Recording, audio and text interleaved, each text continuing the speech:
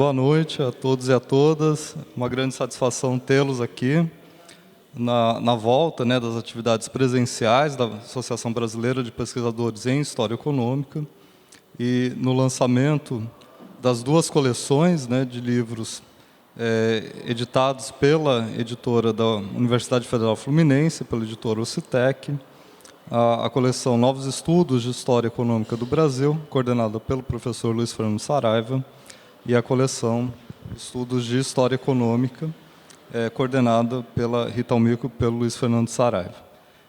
É uma grande satisfação tê-los nessa noite, e depois praticamente de 3 anos que a gente não fez nenhuma atividade presencial.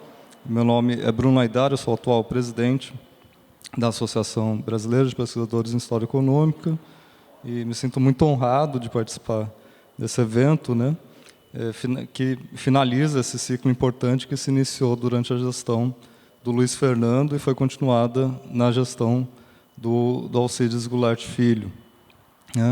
Esses livros eles representam uma retomada das atividades mais no campo de publicações acadêmicas da BPHE. A gente edita a revista História Econômica e História de Empresas desde 1998, que é uma publicação contínua, mas a parte de publicações de livros tinham ficado um pouco, não tinham sido retomadas há tanto tempo. Tinha sido feito 30 anos da associação em 2015, 16, se não me engano, e isso já representou um balanço inicial. Eu agradeço muito a presença de todos. Eu vou passar a palavra para o Luiz Fernando, ele vai falar um pouco sobre a coleção, aí depois cada um dos organizadores ou participantes dos livros vai falar um pouco sobre o livro correspondente. Eu vou falar a respeito do livro de História e Pensamento Econômico, e depois a gente vai abrir espaço também para os livros editados na coleção de História Econômica. Tá? Então, passo a palavra ao Luiz Fernando, eu agradeço muito.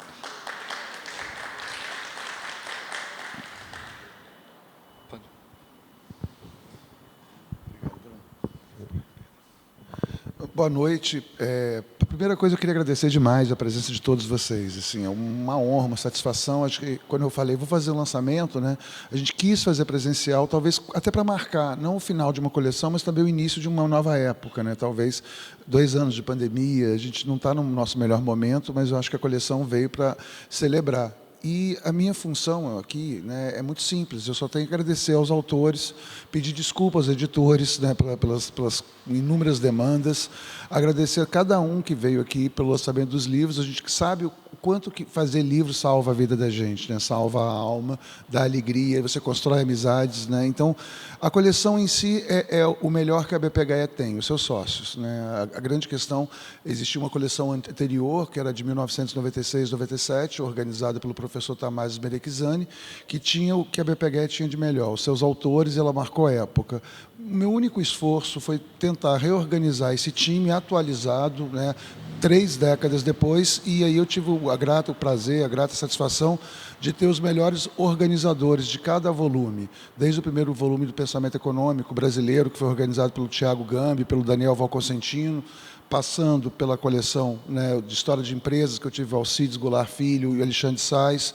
Logo em seguida, foi o História Econômica do Brasil, Primeira República era Vargas, do professor Guilherme Grande e Rogério Faleiros. Depois aí saíram 3 livros, e a gente resolveu que cada livro era cansativo, era um esforço, e eu agradeço demais a EDUF, agradeço demais ao CITEC. A gente resolveu lançar os últimos 3 livros de uma vez. Aí sai História Econômica do Brasil Império, professora Rita Almico, professor Walter, História Econômica do Brasil Contemporâneo, do professor Luiz Eduardo Simões Souza e a professora Maria de Fátima Carmo Previdelli, e, por último, História Econômica do Brasil Colônia, do professor Fernando Cerqueira Lima e do Fábio Pesavento. Fora os mais de 80 autores, o Bruno Aidar fez o favor de contar o número de pessoas envolvidas. Eu não tinha dado dimensão de quantas pessoas estavam. Alguns estão aqui, é um prazer enorme tê-los, foi um prazer enorme. E eu só posso pedir desculpas pelas minhas falhas nesse processo. Também queria fazer uma menção à família do professor Cândido Portinari por ceder as pinturas que ilustraram as capas. Não são só livros poderosos, potentes, mas também são livros bonitos. eu gostaria muito de chamar agora, né, os organizadores, né, e aí o Bruno Aidar, infelizmente nem o Thiago Gambi nem o Daniel Consentino puderam estar aqui, mas eles estão muito bem representados pelo Bruno Aidar, que é autor de um dos capítulos mais bonitos do livro.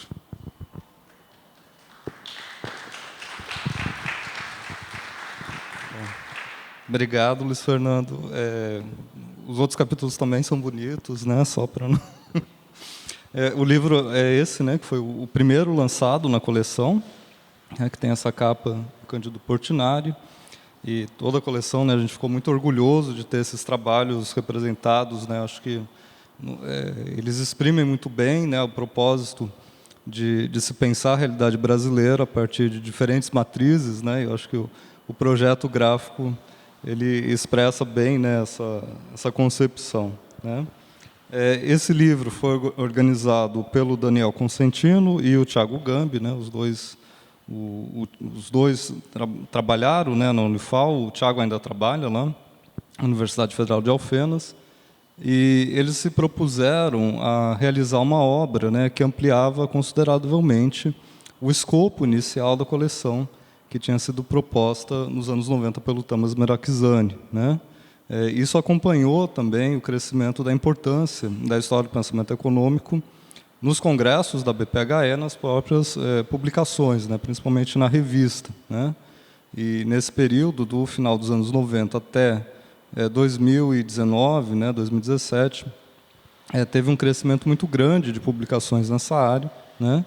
E isso foi importante também para criar laços e criar pontes aí com a comunidade de acadêmicos em História do Pensamento Econômico, né? Agradeço a presença aí de alguns autores e autoras, né, que estão hoje presentes aqui, que fizeram parte desse livro, né?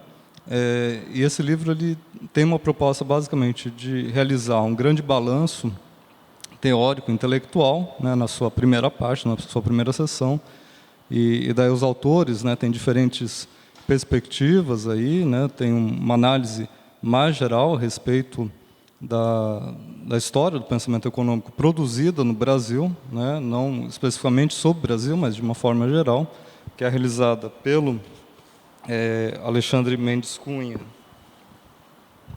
e pelo Carlos Eduardo Supriniac, né? Tem um capítulo também muito interessante do Daniel Consentino, do Roberto Pereira Silva e do Thiago Gambi, que é sobre a existência, né, de um pensamento econômico brasileiro. E daí eu lembro muito das conversas que eu tinha na sala do Thiago, né, tomando cafezinho, assim, eu sempre levantava a lebre da questão do pensamento econômico colonial, né? Eu sempre queria anteceder um pouco as décadas que o Thiago propunha periodizar, né? E tem também um capítulo interessantíssimo das professoras Carla Curti e Maria Malta, elementos metodológicos para a organização da história do pensamento econômico brasileiro, abordagem das controvérsias, né? Então, esses 3 capítulos iniciais representam um caleidoscópio de perspectivas a respeito da HPE no Brasil, né? E acho que isso também tem uma diferença a respeito do que se produziu nos anos 90, que eram capítulos mais focados em temas específicos, e esses livros trouxeram também aportes.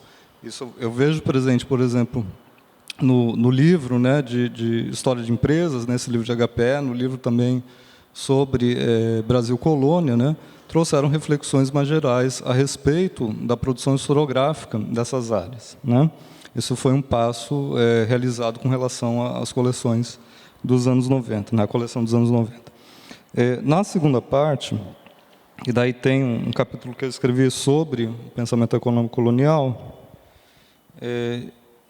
que daí também eu faço uma análise muito panorâmica, né, a respeito de quais foram os elementos aí mais gerais, né, da possibilidade de se pensar o Brasil como um objeto econômico, né, como que surge essa ideia de uma visão mais material do Brasil. Daí o Antonil, né, acho que é o ápice dessa forma mais descritiva de se abordar a economia colonial, mas sem um repertório de teoria econômica, né, que vai surgir mais nas mãos ali, nas ações do Marquês de Pombal e do Dom Rodrigo de Souza Coutinho, né, que são 2 grandes homens de Estado, que tiveram colocaram, né, a economia política ou a economia da época como uma ciência fundamental para a organização do império. Isso eu acho que é uma mudança crucial a respeito do que acontecia antes, né? O Pombal vai ter uma influência mercantilista muito forte, vai ter uma influência cameralista também, né? E o Dom Rodrigo de Souza Coutinho uma influência mais liberal e fisocrata, né?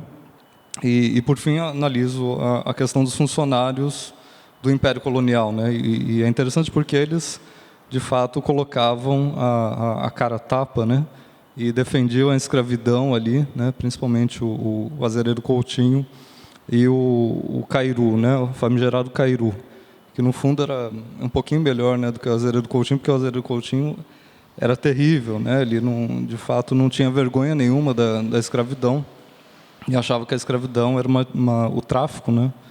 Era a gente tem um ilustre representante aqui atrás, né?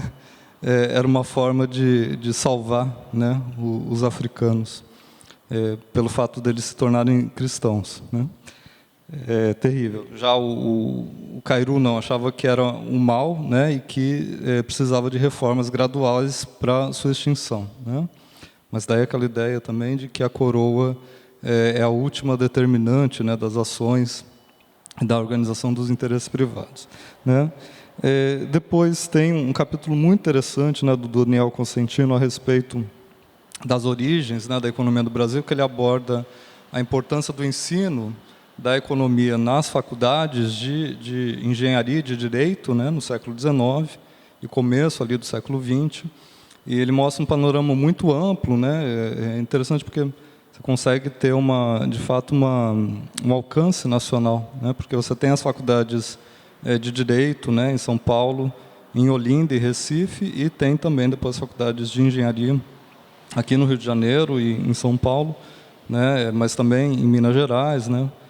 O que de fato aponta aí uma difusão das ideias econômicas que é crucial para se entender o século XIX, né? Sempre falo para meus alunos que no século XIX os economistas, né, não existiam, né? Você tinha alunos de direito que tinham as suas aulas ali de cátedra de economia política, né? Tinham contato com o direito internacional, com o direito comercial, né? E isso foi um filão importantíssimo aí da literatura dos 800, né? E até algo que precisa ser mais explorado, né? Tanto pelo pessoal de HPE quanto pelo pessoal da história econômica, né? Depois também tem um capítulo importante do Thiago Gambi, né, a respeito, que é uma síntese dos debates a respeito de moeda, crédito e bancos, né, no Império. E o Thiago faz uma síntese de todos os estudos que ele fez, né, foca principalmente ali nos metalistas, né, nos papelistas do Império, né. Ele mostra também que tem gradações ali, que você tem alguns papelistas, né, que são mais puros do que outros, né. Então, o Thiago também faz esse grande esforço de síntese de um tema que é bastante complexo, né? Tem um texto, né, do Ivan Salomão, nosso colega, grande editor da revista, né, História Econômica e História de Empresas, sobre as origens do desenvolvimentismo no Brasil, e no qual ele aborda, né, procura rastrear aí as raízes do desenvolvimentismo no final do século XIX, né? Isso sempre provocou um grande debate, né? Comigo, com o Thiago, né? A gente era um pouco reticente a respeito do uso desse termo, né? Mas concordava que essa provocação, né, do Ivan, de fato trazia uma renovação do debate, né? E mostra a importância crucial também de um filão ali do positivismo, né, dos militares essa mudança a respeito, né, de uma intervenção estatal maior na economia, né? Tem um capítulo também do Luiz Brusi a respeito dos debates, né, sobre planejamento, industrialização e desenvolvimento, né?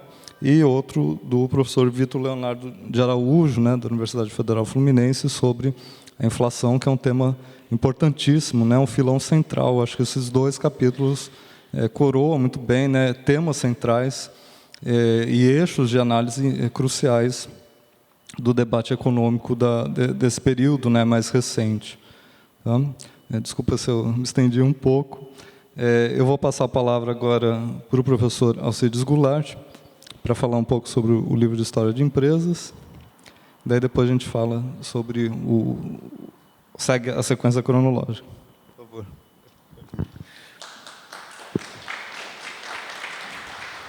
Muito bem, boa noite a todos e a todas. É um enorme prazer estar aqui, esse lançamento, né? Vim um pouco longe, mas vim para reencontrar amigos, né? Para fazer esse contato pessoal, para conhecer a Mariana, ter esse contato. Muito obrigado, Mariana. Né? E encontrar velhos amigos, velhos, novos. E dizer o seguinte, antes de falar, eu queria revelar um segredo para vocês, né, mano? Meu e do Luiz Fernando Saraiva. Ai, ai, ai. Quando eu era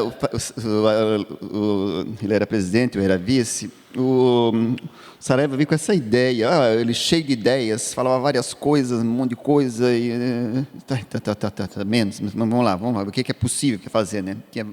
E ele veio com essa ideia de fazer uma nova coleção de estudos de história, que eu não acreditei, não, imagina, é muito.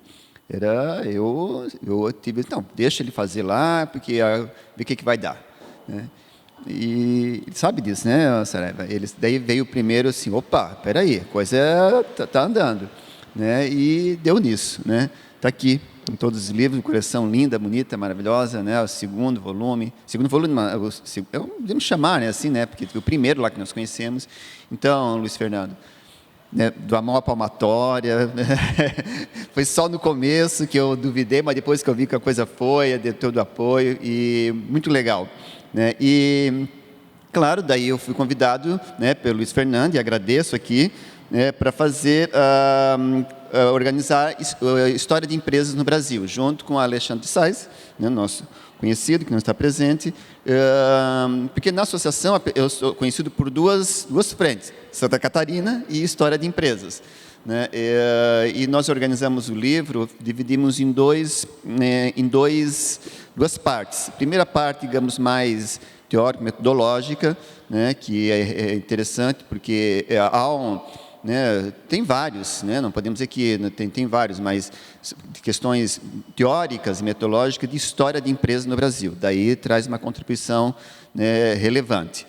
E a segunda parte, daí teve, digamos, aí talvez acho que eu dei uma contribuição, pensarmos em história de empresa em todo o território nacional, né? Daí convidamos vários pesquisadores, e o Paulo Simões está aqui, está presente, né? Eu acho que esse livro só o Paulo que está aqui, né? Esqueci, não, né? Então, daí de Santa Catarina, de Minas, Mato Grosso do Sul, né? Do Pará. Então a gente deu uma distribuída, assim, pensarmos para além, né, do centro, e pensar em várias regiões.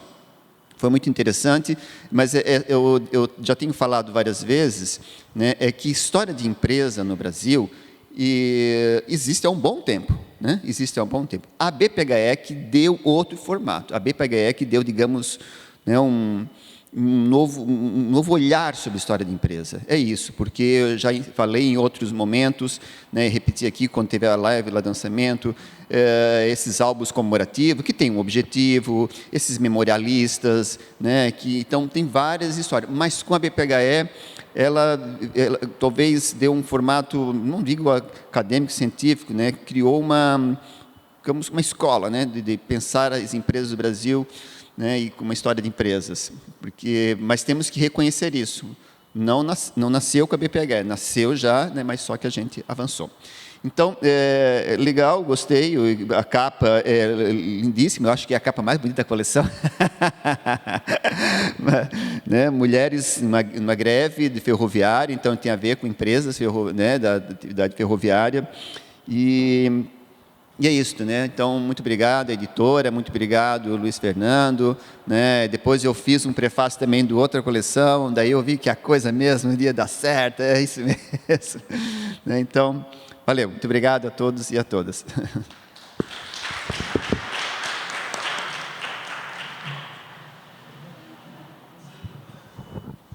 Desculpa, eu vou chamando pela ordem. O Fernando organizou o de Brasil Colônia e queria agradecer muito ele e ao Guilherme, né, para a gente poder estar fazendo esse lançamento nesse salão tão bonito, né? E ao João também que me ajudou. Obrigado.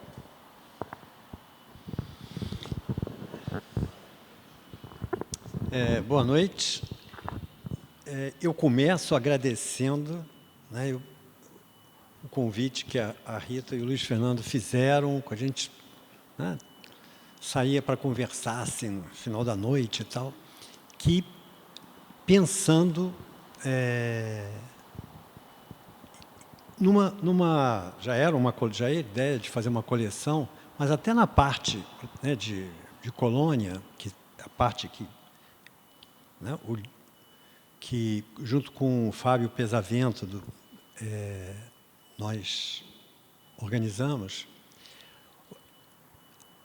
A ideia, né, era do livro, né, e eu acho que está bem assim encaminhada a ideia, né, era de chegar, né, a mostrar como fosse assim o estado da arte, né, do que os historiadores, economistas, etc., que pensam sobre o assunto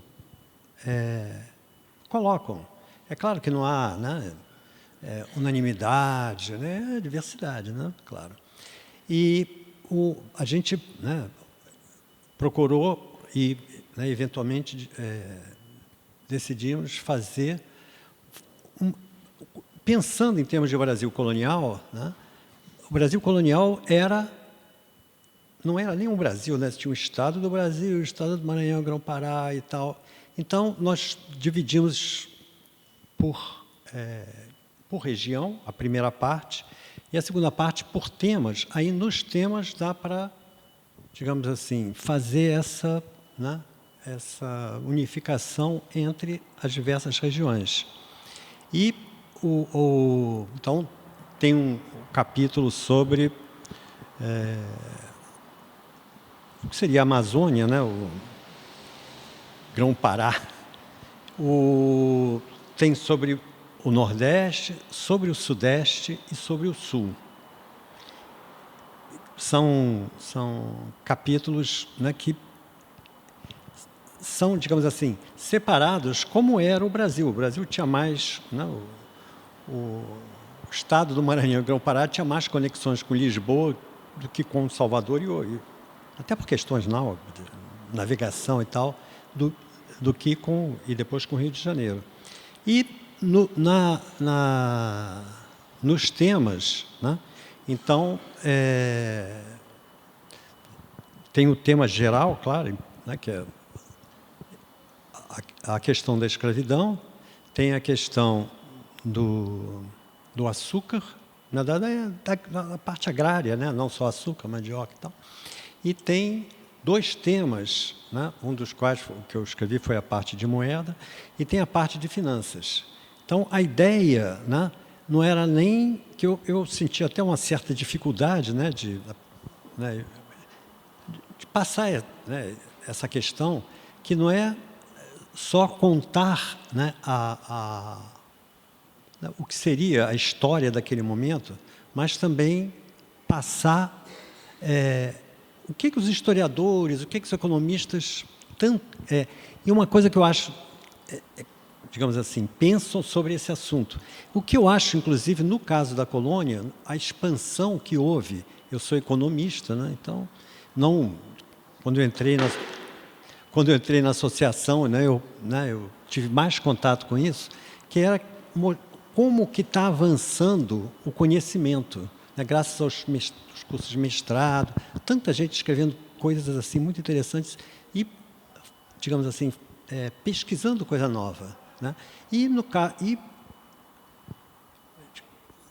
quando eu tenho a oportunidade, né, tentar vender o peixe seguinte. Não é só na questão da moeda que eu escrevi, mas assim, de um modo geral, né, ignora-se não por não conhecer, mas digamos assim, não se dá tanta ênfase à questão, né, da história colonial, que era riquíssima, conforme os capítulos, né, desse livro nós esperamos, né, são capazes, né, de mostrar e a questão ainda também da linguagem, que é de tornar assim, o mais acessível possível um público geral, de entender, né, a formação econômica do Brasil, uma disciplina que de vez em quando eu ofereço aqui, que é, né, as diferenças regionais e esses temas que são tão marcantes na história. Tá bom? Eu agradeço novamente a presença de vocês todos e tal. Muito obrigado. E agora, com a palavra... Agora a gente vai cantar uma música do Beatles. Gente, boa noite, obrigada a todos. Então, Luiz fez uma encomenda. Eu quero um apanhado do estado da arte, da história econômica no Império. Eu e Walter, que é meu amigo de longa data, que infelizmente não pode estar aqui hoje, teve uma distensão lombar, então está lá imobilizado em casa. Eu e Walter nos comunicamos, elegemos 4 temas que a gente achava muito importantes, 4 assuntos. E aí eu já peço desculpa pelas ausências, porque aí quando o livro foi ficando pronto, eu lembrava de temas que eu acho que eram muito importantes e não estão lá. E nós dividimos com terra, tráfico ilegal e ilegal de escravos, infraestrutura, demografia, estou tentando lembrar aqui de cabeça na ordem, demografia, indústria, por favor, cola, mulheres, mas mulheres eu ia deixar por último, tudo bem. Mulheres, transição de mão de obra e urbanização. Aqui nós temos a Ildete, que fez o capítulo generosamente sobre mulheres, a Fânia, que eu acho que foi embora, que escreveu sobre urbanização, Paulo Simão, meu querido, que escreveu sobre infraestrutura, e a gente teve o texto de Terra da Elione, do Vitório Schettini. Tráfico, eu tive a honra de ter o professor Francisco Vidal Luna e o Herbert Klein escrevendo sobre tráfico. Eu fiquei muito honrada, né? Ildete divide com a Miridan esse texto de mulheres. Demografia, eu não tinha como fazer diferente, convidei o pessoal do CDPLA, então é a Clotilde Paiva, o Mário Rodarte, o Marcelo Godoy, que escreveram, a professora Leila Mourão, do Pará, que escreveu sobre indústria, eu, Walter e Renato Leite Marcondes dividimos um texto sobre crédito no século XIX, e eu estou completamente apaixonada por esse texto nosso, porque a encomenda era quem escreveu sobre esses temas. Foi isso que nós fizemos. Eu estou enlouquecida com a capa, vou até mostrar para vocês, porque eu fiquei, como a Ildete fica lá no departamento falando as mulheres, aí eu botei uma mulher na capa, e uma mulher trabalhando no café, que pode ser qualquer mulher, pode ser uma escravizada, pode ser uma branca, uma parda, mas é uma trabalhadora do século XIX, que podia também estar em qualquer das culturas do século XIX, qualquer uma das 8 commodities que compunham principalmente a pauta de exportação desse país, que era no século XIX a 6ª economia mundial, a gente não pode esquecer disso, e que sugou o sangue dos trabalhadores livres e escravizados, e que hoje em dia a gente fica quebrando a cabeça para tentar entender, né, como que a gente chegou até aqui. Enfim, o Brasil colônia, não tem muito mais o que falar, é só agradecer. Obrigada.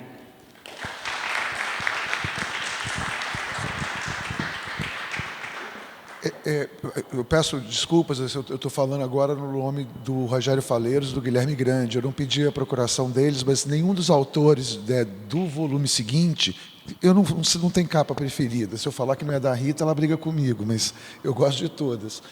Mas esse livro, História Econômica do Brasil, Primeira República Era Vargas, generosamente organizado pelos professores Rogério Faleiros e Guilherme Grande, a quem mais uma vez eu agradeço, ele é inovador, em primeiro momento, pela proposta. Ele não está trabalhando, né, a Primeira República, ou, né, como comumente a gente falava, ou Era Vargas. Ele tentou pegar esse período de 1889 até 1945, 45 como um grande contínuo, porque eu acho que, de uma certa forma, a realidade se impôs, né? Quer dizer, assim, se 30, e sem dúvida nenhuma, é uma ruptura, como o próprio Ivan Salomão já vinha mostrando, né? Toda a origem do desenvolvimentismo é bem anterior, a gente pode recuar quase no Império e, com certeza, na Primeira República.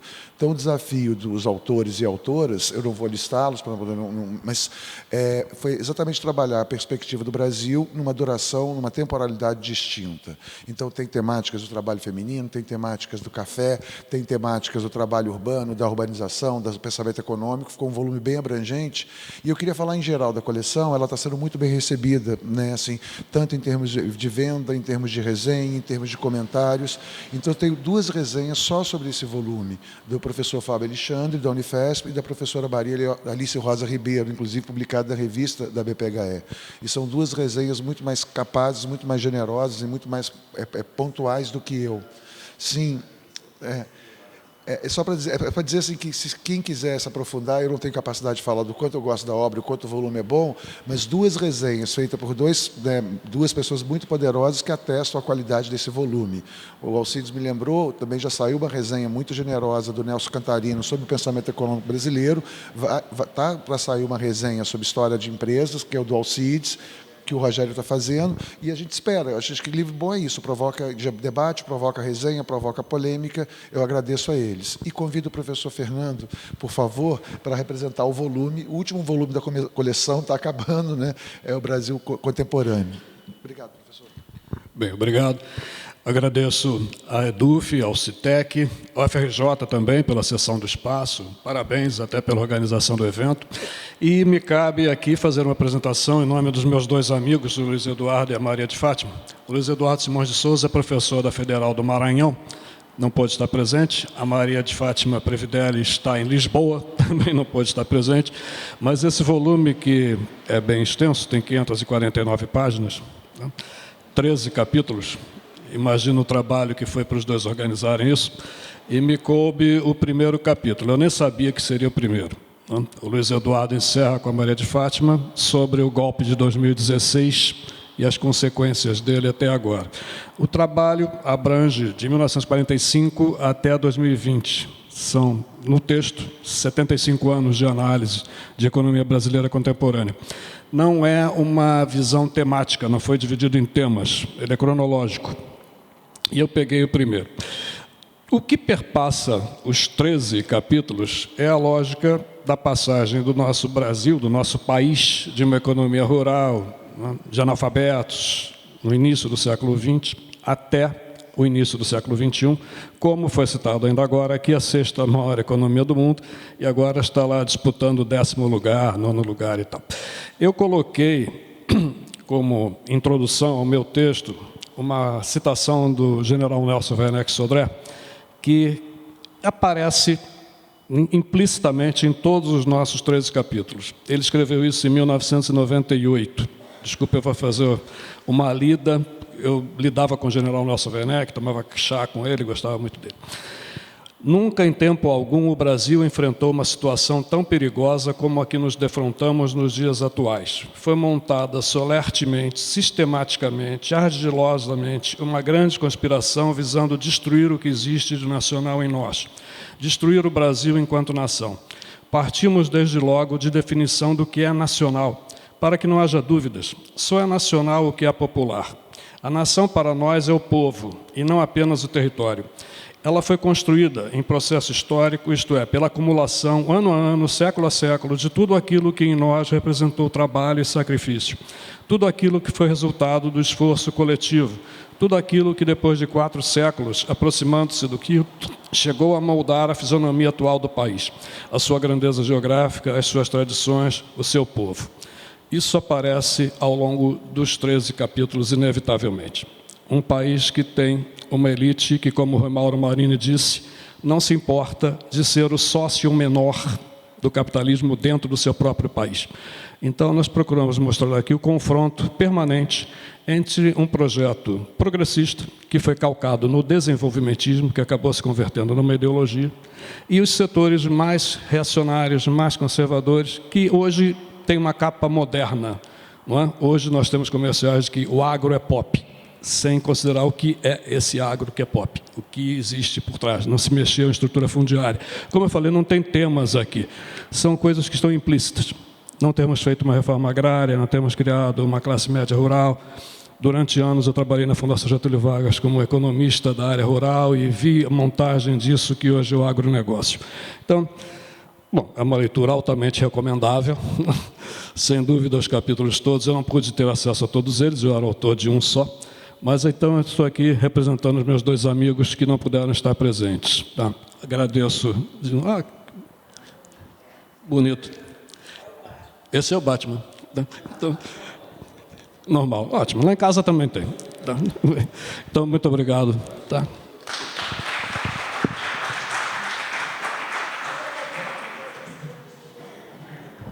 Eu queria agradecer, a gente está encerrando quase, né? Eu só queria falar que, mais uma vez, agradecer a todos vocês presentes, as 2 editoras, né? Todo mundo.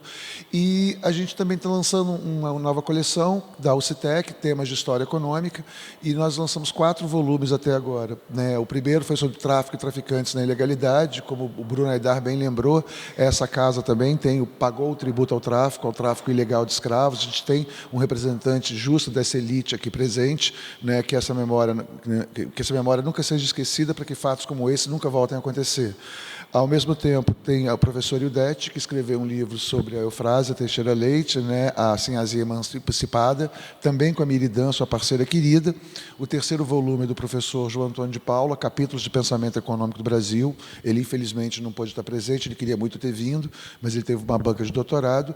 E o quarto e último volume, que é do professor Alcides Goulart Filho, Caminhos, Rodovias, Estradas e Rodovias de Santa Catarina. Se algum dos autores quiser falar um pouco sobre os seus volumes, né, eu agradeço demais vocês, assim, não sabe a alegria que dá, e começamos uma vida nova, né? Muito obrigado.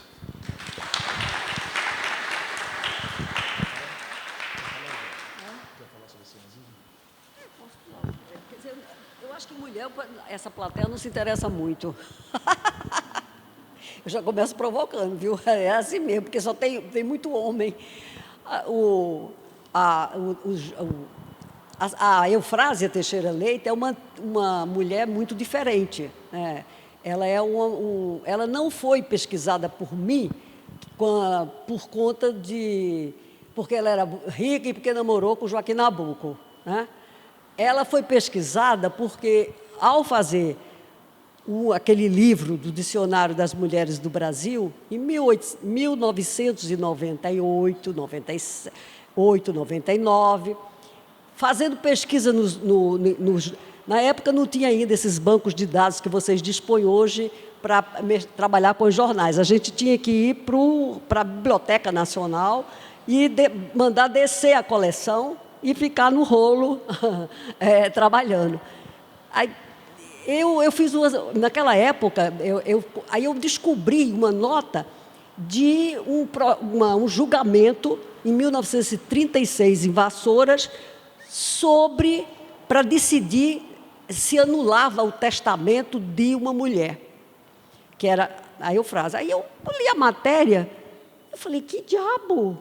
Ela deixou 1 milhão de títulos do Tesouro para os pobres de Vassouras. Aí eu falei, aqui tem coisa, né? Então, foi por causa dessa decisão testamentária da Eufrásia que eu resolvi, junto com Tereza, que era na época ela era minha assistente, minha orientanda, co-orientanda, porque ela era da UFRJ, da Marieta, e ela trabalhava com bancos, não era mulher. Ela fez a história do Banco Português, depois ela fez uma tese de doutorado sobre a Brahma. Então, era história de empresa, bem história de empresa pesada, porque eu sou economista, né? Eu não sou historiadora. Então, a minha pegada, a Fernando sabe disso, que a gente é tudo contemporâneo aqui. A Maria Malta não, já é aluna da gente, tá? É novinha. Então, isso da Eufrásia, aí Tereza... Tereza vocês conhecem muito, porque é uma pesquisadora que agora está trabalhando mais com a história política das mulheres. Ela resolveu sair um pouco da história econômica. E a gente foi atrás da Eufrásia. Miridan não está na jogada, né? Então, aí montei, aí eu li não os inventários. Aí a gente disse, essa mulher tem uma questão importante para a gente saber por que ela vai dar uma fortuna dessa. Na época, até o pessoal de História, que dava História Econômica aqui na UFRJ, pesquisou 1 milhão dos títulos da dívida pública, porque ela morreu em setembro de 1930. Né? Bom, aí a Tereza disse, tem uma mulher na UFRJ que acabou de se aposentar e ela é professora das faculdades de Severino Sombra em Vassouras. Esse é um dos herdeiros da Eufrásia, só que eu não posso escrever isso, eu não posso nem dizê-lo aqui, entendeu? Mas provavelmente ele é um dos herdeiros, né?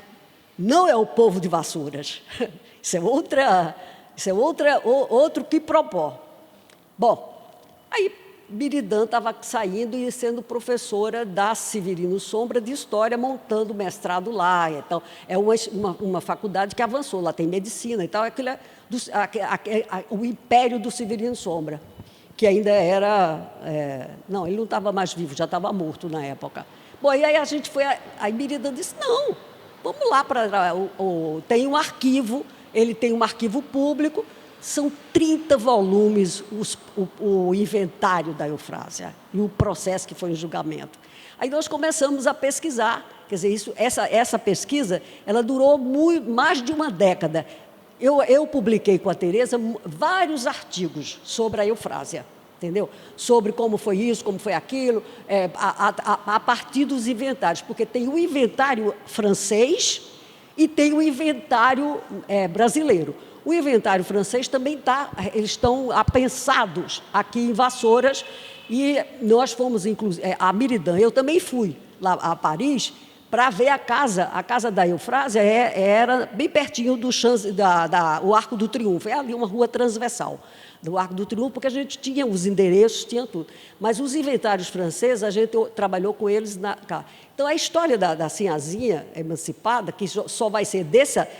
o livro só foi publicado na primeira edição para Vieira e Lente em 2012, é uma recolhida desse material que a gente trabalhou ao longo de muito tempo. E aí Joaquim Nabuco apareceu no meio para dar um sabor mais quente no romance, porque a Eufrásia nunca se casou. Agora, essas questões da Eufrásia fazem tanto sucesso que tem uma Teixeira Leite, que os Teixeira Leites odiavam a Eufrásia. Ela não tem nem placa no túmulo que ela foi enterrada.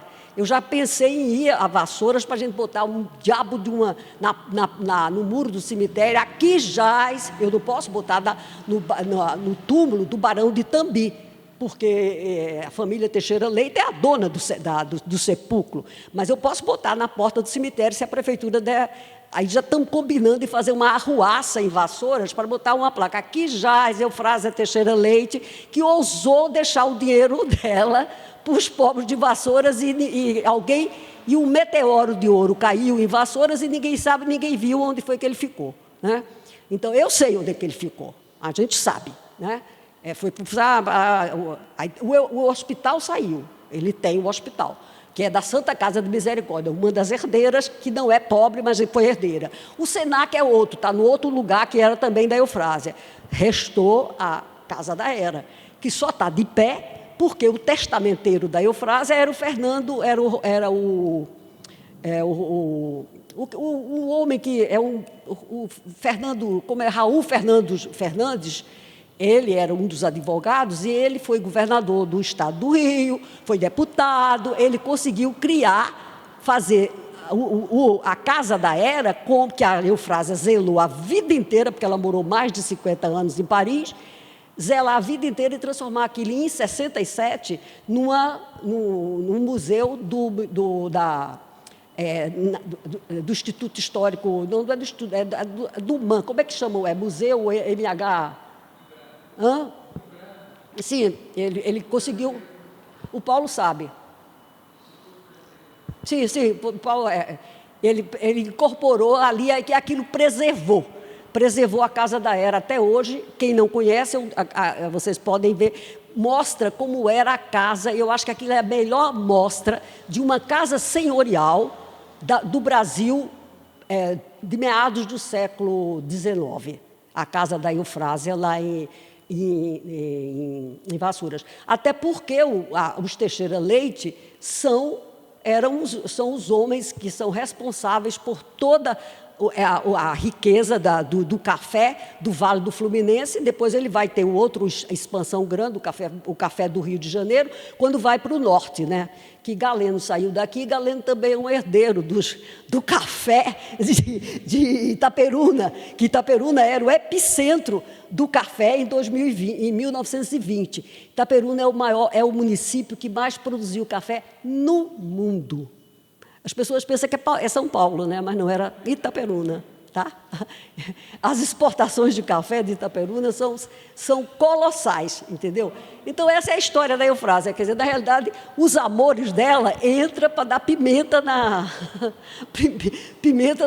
história. Mas o que nós estávamos atrás é essa questão de porquê dos pobres. E as coisas são tão interessantes, porque a escrava dela, que ela levou para lá, alforriou, e ela tratou bem, deixou casa para ela, para o pai, parará, ela é uma das testemunhas do processo contra a Eufrásia, para dizer que a Eufrásia era doida, por isso que ela deixou a fortuna para os pobres de Vassouras.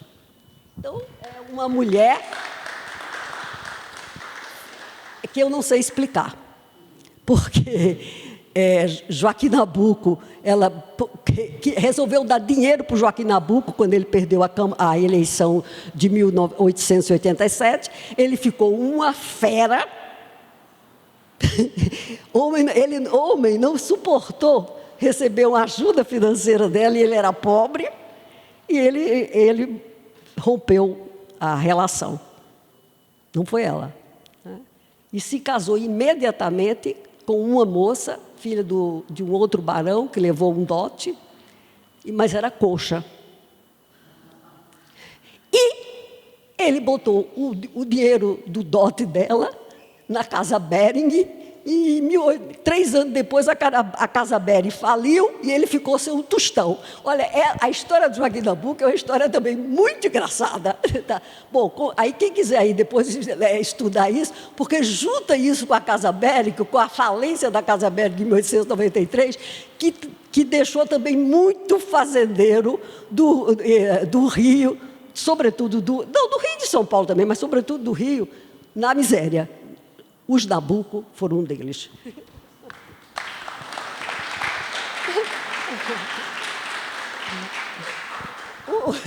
É para divertir. Histórias picantes é com tudo, porque vale a pena, né? Contar os bastidores da... Gente, eu queria agradecer mais uma vez. O Fernando queria falar alguma coisa, Fernando? Não quer não? O João, você quer falar alguma coisa? Não? Alcide, você quer falar alguma coisa? Gente, o microfone franqueado. Alguém quer falar alguma coisa, conversar? É muito bom reconhecer os amigos, reencontrar os amigos. Muito obrigado mais uma vez. Tá joia?